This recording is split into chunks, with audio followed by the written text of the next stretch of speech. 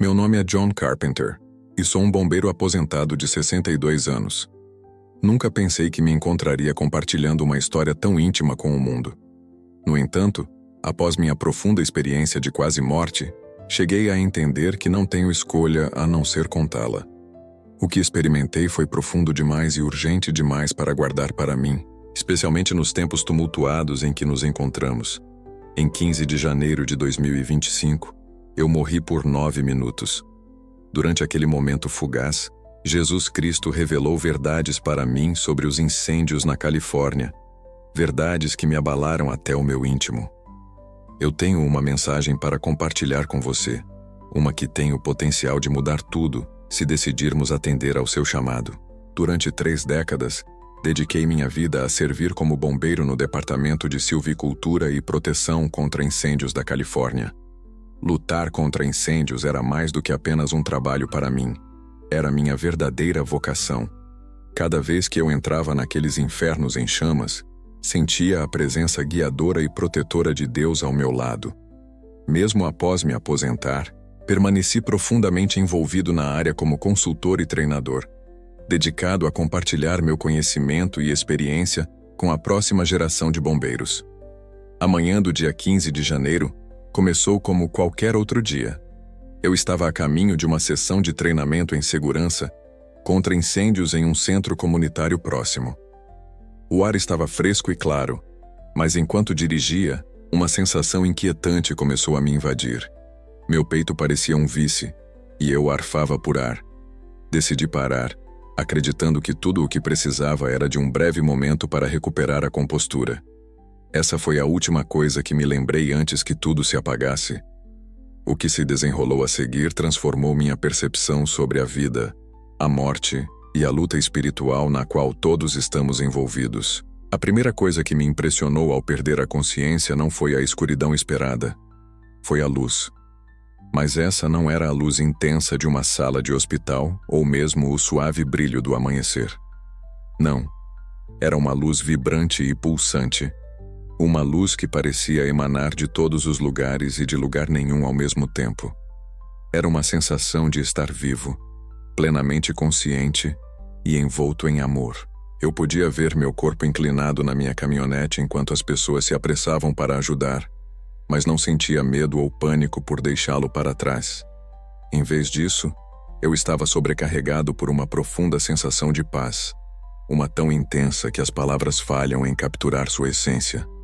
Toda preocupação e preocupação terrena derreteram, deixando-me em um estado de clareza serena. Em um instante, a cena abaixo começou a se desfocar, e senti uma atração irresistível para cima, como se estivesse ascendendo através de camadas de realidade. A cada camada que eu passava, verdades profundas se desdobravam diante de mim, revelando as profundezas da existência. Não era apenas voar ou flutuar. Parecia que o próprio tecido da existência estava se desdobrando ao meu redor. A cada momento que passava, eu era envolvido por uma presença avassaladora de amor. Então ele apareceu diante de mim. Jesus Cristo estava ali. Embora estava mal capture isso, sua presença era abrangente, preenchendo cada espaço ao meu redor. Ele era ao mesmo tempo majestoso e profundamente pessoal, como se todo o universo residisse dentro dele. Seu amor era tão avassalador que me fez ajoelhar, mesmo que eu não possuísse mais um corpo físico para me ajoelhar. Como posso descrever seu rosto? Ele exalava uma mistura cativante de poder e ternura, majestade e compaixão. Seus olhos pareciam conter galáxias inteiras, mas quando se encontraram com os meus, senti como se eu fosse a única alma existente. Ele conhecia cada detalhe sobre mim, cada erro, cada dúvida, cada momento de fraqueza e, apesar de tudo, seu amor por mim permanecia inabalável. John se comunicava não através de palavras, mas por meio de um fluxo direto de pensamentos que entrava na minha mente. Eu trouxe você aqui por um motivo. Você precisa entender a realidade do que está se desenrolando na Califórnia. O que você está prestes a testemunhar é algo que você deve compartilhar com o meu povo. Em um instante, o mundo ao nosso redor mudou dramaticamente. Desapareceu a luz radiante que nos envolvia. Em vez disso, nos encontramos olhando para baixo, para a Califórnia. No entanto, esta não era a Califórnia familiar que eu sempre conhecera. O que se apresentava diante de nós era uma perspectiva deslumbrante que revelava a essência espiritual escondida sob sua superfície. O que testemunhei me deixou completamente sem palavras. Os incêndios varrendo o estado não eram meras chamas físicas, eram símbolos vívidos de uma profunda luta espiritual que vinha se formando há gerações. Naquele momento, Jesus guiou meu olhar para regiões envoltas em profunda escuridão espiritual. Observe de perto, ele instruiu. Enquanto eu fazia isso, percebi que as áreas escuras se alinhavam perfeitamente com os locais onde os incêndios físicos causavam mais estragos. Mas então, fui confrontado com algo ainda mais assustador. No meio das chamas, discerni a presença de entidades. Elas não eram seres físicos. Em vez disso, eram sombras vivas, entidades espirituais que pareciam prosperar nas próprias chamas. À medida que os incêndios se alastravam, eles se contorciam e se retorciam, ganhando força a cada acre consumido pelas chamas. Jesus explicou: esses incêndios não são apenas desastres naturais. Eles são manifestações tangíveis da decadência espiritual. O inimigo descobriu um solo rico nos corações daqueles que se desviaram da verdade, do amor e de mim. A cada escolha que meus filhos fazem para abraçar os caminhos do mundo em vez dos meus caminhos, essas entidades ganham força. Ele me revelou o funcionamento interno dessas entidades. Elas não iniciaram os incêndios físicos por conta própria. Isso não era necessário. Em vez disso, elas guiaram sutilmente as escolhas e comportamentos humanos, criando um ambiente onde os incêndios podiam surgir e se espalhar sem esforço. Eles prosperavam com medo, raiva e, acima de tudo, apatia espiritual. Então Jesus me instou a olhar mais fundo. Naquele momento, comecei a perceber como essas forças sombrias sussurravam sutilmente mentiras nos corações das pessoas. Deus não é real. A verdade é meramente relativa. Seu conforto tem prioridade sobre o crescimento espiritual. Cada indivíduo que sucumbiu a essas ilusões contribuiu para a escuridão crescente. À medida que essa escuridão se aprofundava, os incêndios físicos se tornaram cada vez mais difíceis de controlar.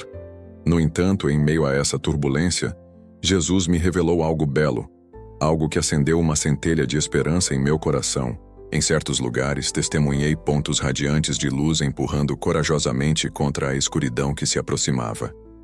Jesus explicou que essas luzes representavam indivíduos e comunidades que mantiveram firmemente sua fé.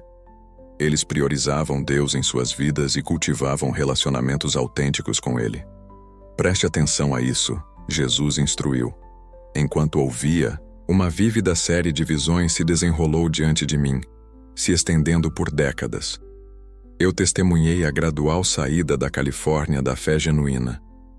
Antes de seguir, só um pedido: se inscreva no canal. Isso nos ajuda muito a continuar. Não foi uma mudança abrupta.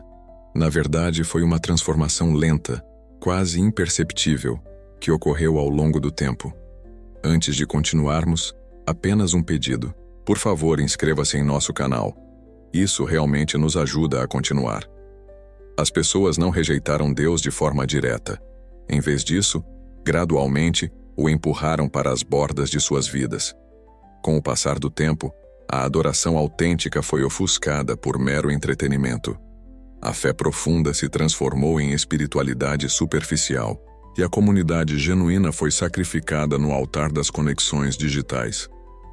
Neste momento da visão, testemunhei algo verdadeiramente notável.